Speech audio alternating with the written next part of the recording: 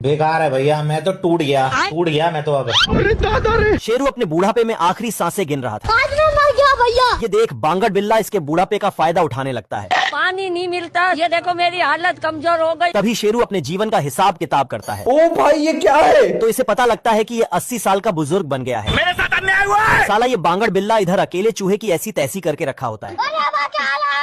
रुक तेरे को बताते तेरी। अब तू गया बेटा।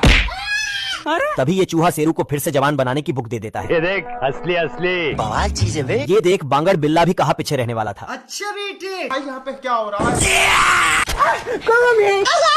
इस बार चूहा शेरू का बाल काला करने आता है। अच्छा। इतने में बिल्ला इसका शैम्पू ही बदल देता है। ये क्या हो गया? लास्ट स्टेप में शेरू को हरी सब्जियों का जूस पीना होता है, पर ये हरामी बिल्ला इसमें मिर्ची मिला देता है।